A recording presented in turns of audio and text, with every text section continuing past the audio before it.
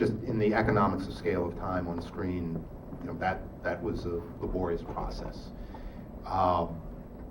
On the page, that was the only element that changed. Everything else, and the scene happens as it was written, but that is honestly the only thing that I could take credit for. What you see and how it was planned out and how it was put together and what the actors do in their process, that was them. And it is difficult and it is painful, and I only mean this in its construction and how it happened technically. I'm only talking about the technical aspects.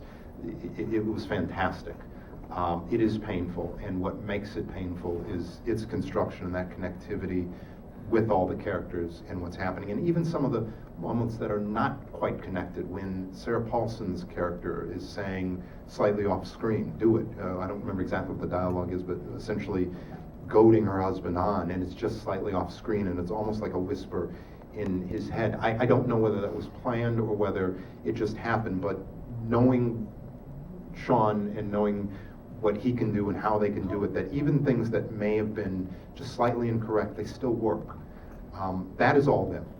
And I know Sean has said that he and Steve McQueen, I know Bob had said that he and Steve McQueen talked about doing it as, one take to specifically, and there's lots of long takes in this movie, but to specifically make the audience experience the moment and forget about the editing.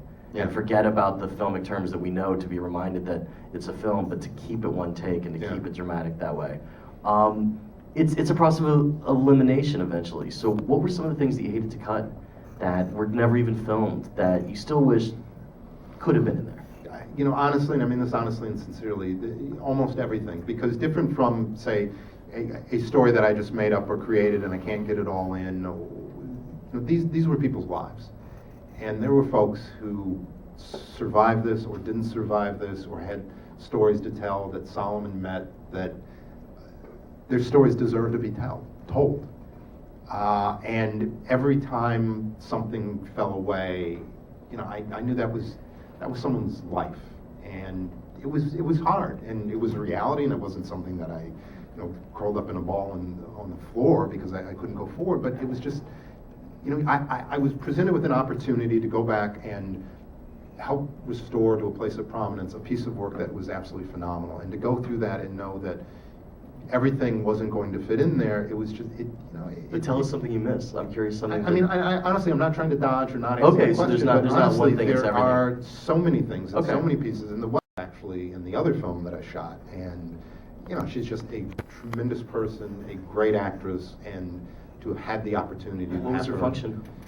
Oh, her function was about hope and about life and about spirituality. Which part of the movie would it have occurred in? Was it on Ford or Epps? You got to read the book. I don't say it as a dot. It is a beautiful piece of the story. It is the only reason it's not there is because of time and nothing else. And it was a large chunk of time in the story, and very, if it's in, it was either all in or not in. And Ruth is just one of the most amazing actresses that I've ever had the opportunity to work with, and I don't know that anyone will ever get the opportunity to see it, but it is a beautiful piece of work. Hopefully it'll be on the DVD. I forgot to ask earlier, how long was your first draft? How many pages?